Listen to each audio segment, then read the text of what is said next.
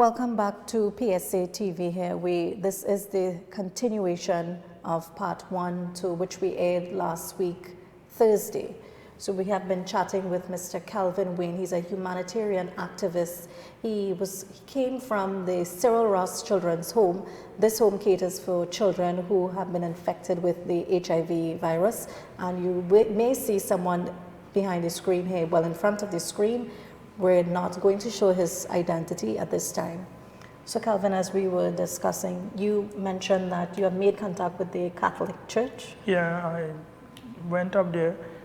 We asked to see the Archbishop on numerous occasions. Well, I was denied, and then I just had to see, as they told me he was in a meeting a particular day I went. So I said, I'm saying, no, you have to see him. So when I approached him, I met him in the corridor at the Archbishop. I said, sir, good day, my name is Kelvin. I am... Well, he met me when he came to pray, because I used to live at St. Helena, where we were flooded out and so on and things. And he met me when he came there to pray at the St. David RC School.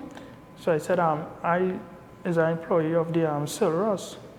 And I brought certain issues. At that time I was working, I brought certain issues concerning the abuse the children going through and so on. And so now what I'm speaking about is the children that they're putting out, the children have nowhere to live and so on. So he told me he have 2 priests who will do the investigation and so on and thing. And up to now nothing has been done. Because I keep asking him about somewhere for these children to live. And up to now nothing has been done concerning the children that they're putting out. I have to say putting out because what they're saying that yes, when they reach 18, the children have to leave the home. And again, which I'm saying, okay, but there's no transition home for these children. So some of these children have no family. So what is the position when these children go out there, share the virus? Why do you think Kelvin the priest did not wanted to assist you? I just feel I really, Have you seen him after that having that discussion with him? No. I haven't seen him. And when numerous occasions by the desk asking to have a next audience with him, begging for somewhere for these children to stay. And I remember one time when I went there, when I was asking him concerning somewhere for the children, he said he could launch an investigation, they have no way, I think. And then the day after he made an announcement on TV, I was with some of them, and he made an announcement still saying they can't wait on the government, they want to start to do schools for the Venezuelan children. And that brought tears to me because I was amazed knowing that the day before I spoke to you and here it is, I have no grievance against any foreigners coming for assistance or whatever. But these are children that didn't went out and look for the illness that was bestowed on them. These children born with it, and all they asking for help, just somewhere to stay. And the Catholic institution, they have a lot of abandoned places. Because when I wrote to even to Prime Minister's office, I addressed certain places I was seeing abandoned, and all I asked, just give us it, just how it is. I'm going to see if I have to take the train, if I have to clean up, I'm going to do it. If I have to take, just give us how it is. We're not asking you all to do anything, just give us how it is. We will clean it up so that the church could house the train and them. I know you also said that you were retrenched at the Cyril Ross, yeah. Right. Where do you get your source of income? Well, my wife works at Coca-Cola and so on and things, and we, by the grace of God, I wanted to ask you, in terms of education, have you gotten any sort of... Well, educate... did they offer you that at the home? Well, I went to Five secondary school.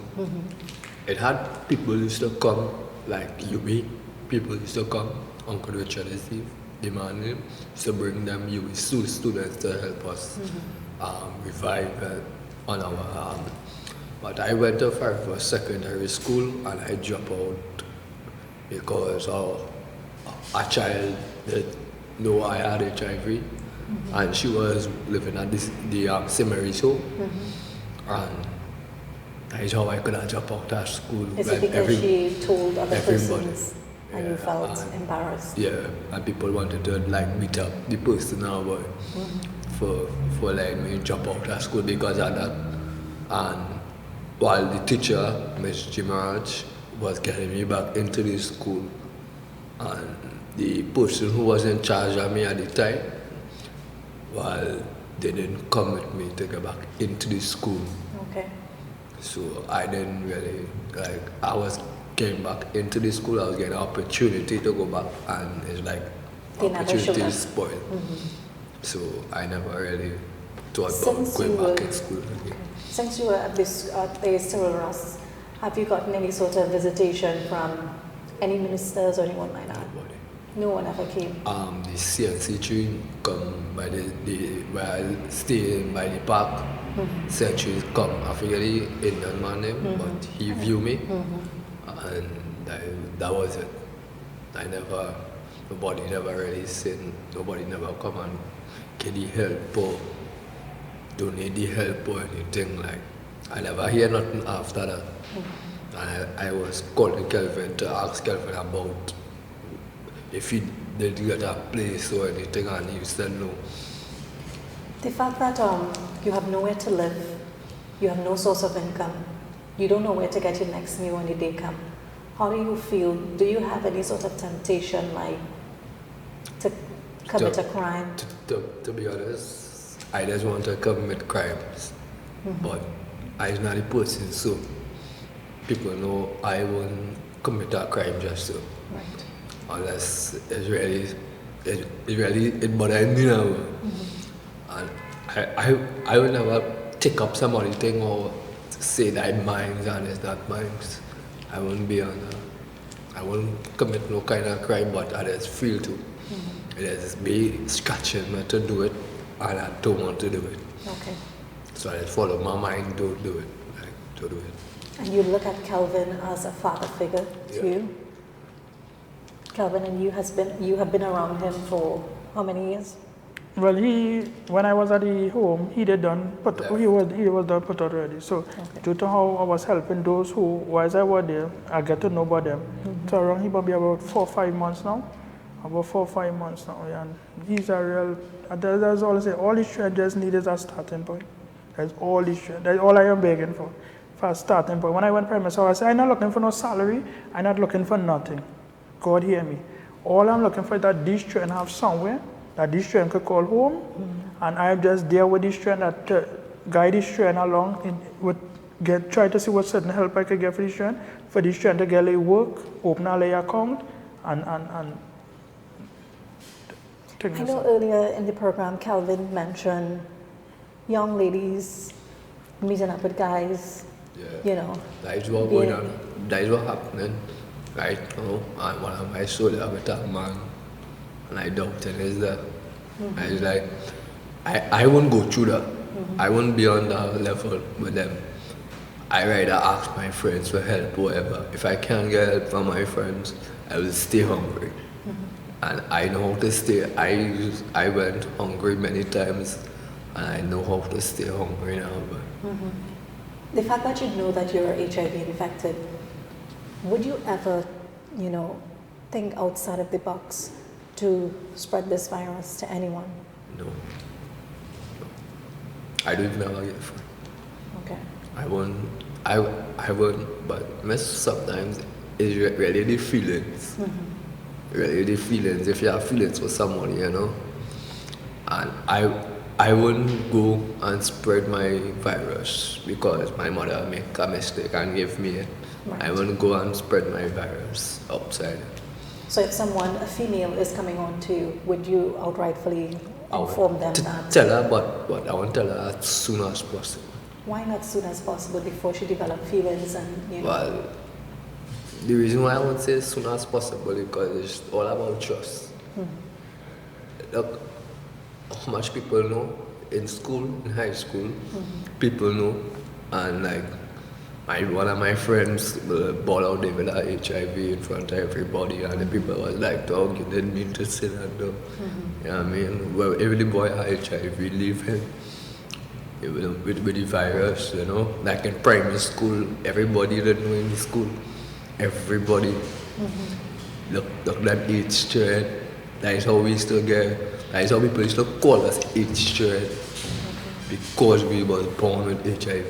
So growing up as a child, you were always... Yeah. Always think that people used to live in the area, used to scorn us. Every time they're coming close to the home, they cross the street, they don't want to touch the age child. And age don't share, so it's Ebola. Age don't share, so it just share by sex or blood. Right. So when you wake up on mornings and you reflect on your life, how do you feel the fact that, you know, you can't interact much with females and Miss, I just say, boy, but I did this. until you die? Yeah, I want to suffer. If my mother bring me on this earth to suffer, but I did. As well, I want to suffer again. But I don't want that. I want to see, I want to have a family on my own. I want that child on my own. But then think about what I did, and that's it. I won't have to suffer, and I won't have to beg nobody, I won't have to ask nobody for no help. You know, the government, I won't even ask the government for help. Because you're not getting help.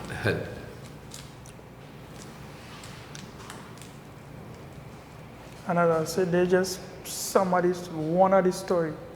I just have to live with every day that sometimes when I home on my bed, when the rain falling, at this train outside on the road, and I am sleeping. Every time me and my wife get away, she say you only start in them train.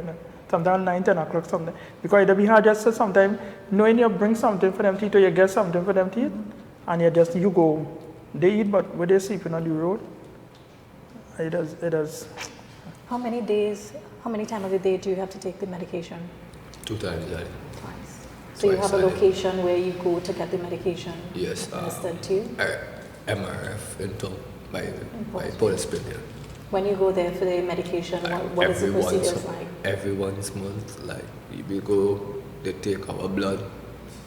Well, I have medication there because I start to go to the clinic every month, and my viral load, everything good. It's just that they say I need to take medication more. I say something I just I just didn't want to tell nobody my story. Because I trust, sometimes we can't trust nobody because you know everybody don't know. Everybody in the village don't know. But you feel comfortable with Kelvin? Yeah. Because he used to work in home and I have a bond with him, so I trust somebody who closer, who was used to work or understand, like adult. I rather trust adult than anybody else. Where do you get clothes and shoes and? Like my partner give me this, and he give me the pants. So the clothes you're wearing right now is not yours? It's not mine. It's my friend, but he told me to take it. So when you take off those clothes and you return those clothes to him, what do you wear? Sometimes I wear a whole pants I wear for 3 weeks, for a whole month. And it's smelling. You know? I just want to be around my young group, smelling still. You know? I want to bathe. Every time I go and ask my soul, sometimes I just go so for me. Just goes, I say, boy, no, I rent in here. It's not to say it's my place where I could clear a room or tell you to bathe all the time. I don't care. He rented.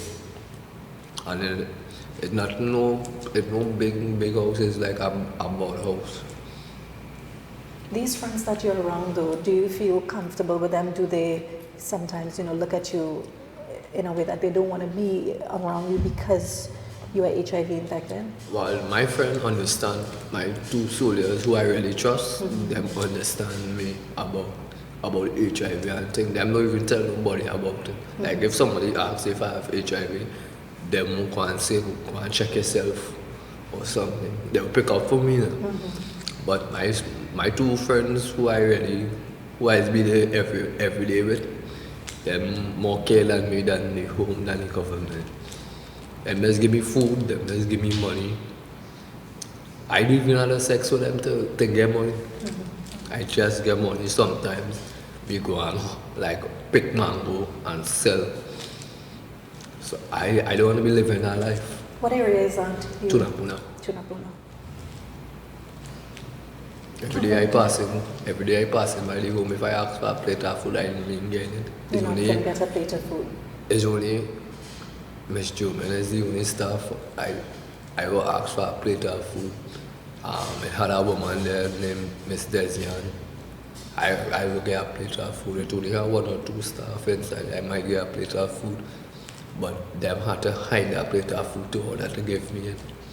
So they have to hide the food in order to give it to you. The manager don't want nothing to do with me. Manager don't want nothing to do with us. We used to live there before. Because whoever disrespect the manager, I wouldn't be under disrespect until I will just tell the manager, look, I just want a plate of food. Sometimes she tell me no. Plain no. Why I could do? I can't hit you for a plate of food. You said you have to be administered twice per day with the medication. Twice a day. How much meals you have to eat in order to sustain yourself? Miss, yeah, I eat 4 times a day. Breakfast, lunch, dinner, and something in the night. That is how, like, if I take medication, I'll be hungry. I didn't take my medication this morning because I was to come and meet Kelvin. And I ain't sure to get a plate of food, so I take it. Kelvin, do you have kids of your own? Yeah, I have 4 children. 4 children. How do you balance your life, having to care for 16 children as well and your kids? Well, my youngest one is 12 years, just at exam. And well, they are a problem because I said my wife and even they say, you only study them, training them? Because she don't really understand. You only study them, but now she grooving in and she kind of understanding it now, where she backing them up and so on and thing. But in the early you did not disclose information on in the early I had to be every day when these children most of the time are down in the park or down here with them and she used to be getting on and so on. But now she understands the passion I have. You understand? Because as I said, when I went Prime Minister's office with a couple of them, about 5, 6 of them, when they interviewed them down at Prime Minister's office, and the lady even tears come to her and so on and I was saying that you see, why did I work in home? I grew up born with these children and them. I didn't just work in home because I was getting a salary.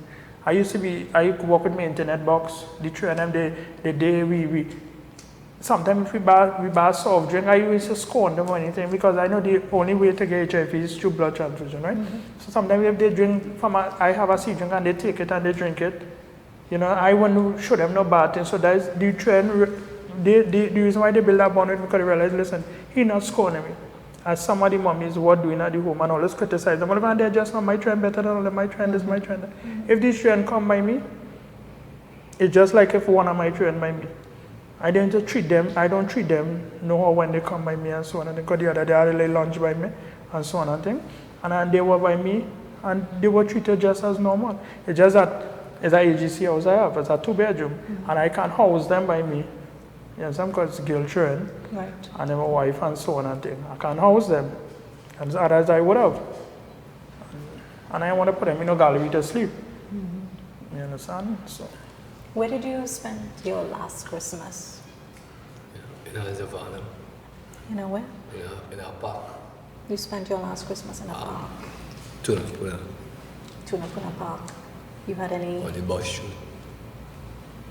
Kelvin, were you aware of that? Last Christmas, that's when I was dismissed.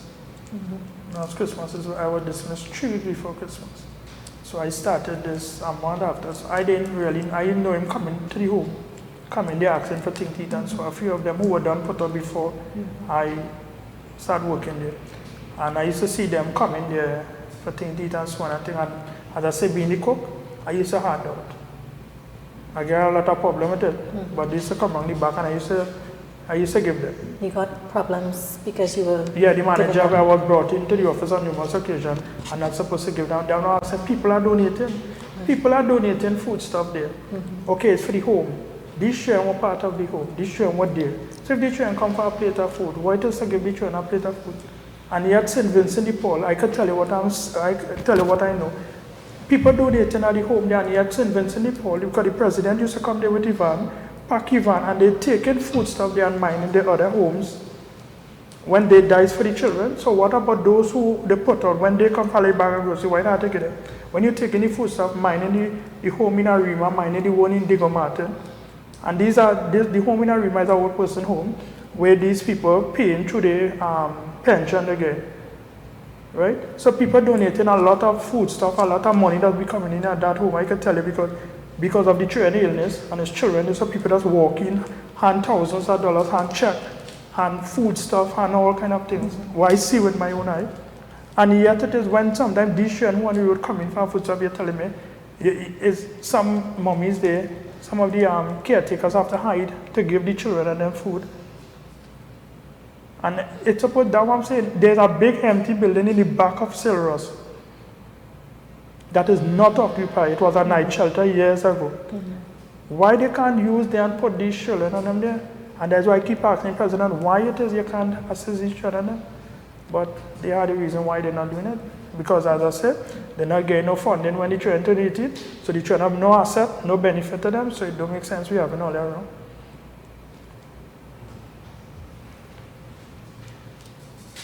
Do you have one dream out of everything that's happened to you in your life? What is the one thing you wish for? To have our own place for myself and our family. Kelvin, is there a message you would like to send to anyone out there who's anyone listening, definitely want to gonna see ask this anybody recording? to help us with somewhere for these children to call home. Anywhere they could help us with clothes, food stuff, toiletries especially. But the main issue is that somewhere for these children to call home so these children could start to get their life in order. Have the medication, have things to eat, and start looking for something to work to. And those who can't work, we look for some other avenue that they could draw income for this. Because there are some of these them children on the road who body really, they will take a long time to recuperate because they're not even getting the medication and so. Right now I say we have one of the girls, she's pregnant, she don't know who's the child father, but she on the road. We have one of the boys, he was working on Papa John the other day. I think they found out. I advise them to work there because, and as the question you asked today, some of these children, right, have somewhat grievance at the home, the way they was being treated at the home, and even where they were treated in school, because it reached out that these children have the virus. So people heckle them, people treat, and when you're coming from silver, so they know that they have HIV. So these children going through. And some of these, I can tell about one of the guys, and he has a hatred, and he say he going out there and shit. He's a red skin. Have you informed the police about that though? No, because he just have a hate for society, for what he passed through in life. And then nobody, I tell you, what he was telling you, CNC came in the savannah and did an interview with us for about 2 hours. 2 hours, yeah. With these children, where they're sleeping and so on and thing. When I keep calling them, why it is you in here? Why, what going on? Well, thing tired, thing busy. I said, so a buck more important than children living, because they were so thing with the buck. I said, so a buck more important than children living on the road? Right. Well, we think. So I said, what going on? I said, what? It's because it's religious thing, because you are Catholic, if I'm trying to bring down the Catholic, expose the Catholic, the person. I said, what going on? What really going on? Because you did that 2 hours with these children sleeping on the road and so on and thing. And you didn't it. You say you were looking for someone, some story that just keep calling the newsroom, why you didn't it. I did one at TV6 where they had, I did a number of articles on the paper. When Mr. Warner, he said Mr. Jack Warner was a great help to us. He, numerous occasions we went to him, he gave us thing where we carried them for food and for help and so on. And he who brought out the issue first on the Sunshine, concerning what's going on in the home. Because while I was working there, I was speaking out, I was taking pictures inside the ration room where the food stuff and showing that they have food stuff, but I'm not getting sufficient thing to cook for the children. And where the food stuff going? People donating heavily, and where's the food stuff disappearing going? So I take pictures, I shared with him, and he put it up. And when they found out it was me, that's when they gave me the letter. And terminated. Yeah, stating due to the economy and so on and things. And you were the only person that was... I had the letter in my bag. So would you say that was victimization Well, because yeah. you're helping these children? It was, and the reason why they stopped some of the children from coming at the home is because these children went and speak out what they went through at the home and what they're going through when we did it at TV6. Have you ever been abused in any manner, any way, at the home? Yeah, another man named Damien never used to work there. He used to just come, fix toilet. That was when I was small though. And used to beat us. Like the manager used to allow that to happen. He used to beat us, have us kneel down with a heavy book over we had, beat us in front of people. So he's not an employee. He's not an employee He for comes there to do a side job by fixing the the- plumbing situation, but he was beating you guys. Yes, like everybody get extra. Why was that happening? Where was the managers? The manager was around. So the manager was aware around that an outsider was coming into the home and abusing you guys. abusing us. And like if we go to tell anybody that, they would say this is lie. But everybody, like a day we gang up and deal with it. But we was old enough to know that alright, Right. this he's not working at the home Right. and he have no part of the home. He don't get paid by the home. He don't beyond that. He come, he beat us and go back away. Is that the same managers that are there currently now? No, different. It changed now. Okay. It changed now, but the manager who's there, she was there when we was getting that same licks. We was getting licks, and she was there, and she's the manager at the home right now. She's the manager of the home, Sandra right? is her name, Okay. and she taking all the like, how come people bringing groceries to the home and the groceries going just so like you're giving the staff member the children grocery. Like I didn't ask myself like why they taking the goods where people bring for us because our status HIV is something that we have to eat. Everybody, all the children at the home was HIV positive. Everybody taking pills. It might be different pills, but everybody taking pills. Everybody just had to eat 4 times a day. Why 3 times a day they eating? Where the groceries going? And that is why I was asking Miss Sandra, where the groceries going. If I come, I was living in the home, I come and ask for the grocery. Like for something, a plate of food to eat. I should be getting a plate of food. Yeah. I should be getting a plate of food. I'm not no big stranger to say I first time you see me. Or what? Kelvin, I know you have other kids to take care of. I want to thank you for coming here today, airing this situation with the kids who came from the Cyril Ross home. I'm going to try my very best and work with you to see if you can get somewhere to house them. Yeah, no, it's so good. Huh? I spoke to some people, so I'm hoping they're going to stick to their words and assist. Yeah. Is there anything you want to say before we end today's program? Well, I will just say that I just want a little help to come off the streets. I want something to eat when the day come, and I want something to call home. That is all I want. Something I could call home. Kelvin, your closing comments was? Well, I just began to know just how they went out to the Venezuelans. I'm asking them, these are citizens of Trinidad and Tobago. These are children, yes, they're 18 years, but these are children that grew up in a home, and all they know is the home, and the persons, the caretakers today, they view them as mommy, they view us as father. I was the only male there. So they view me as the father, they view the rest of them as, there's all these children, because some of them, their parents died when they were small. So I'm asking Trinidad to take that into consideration.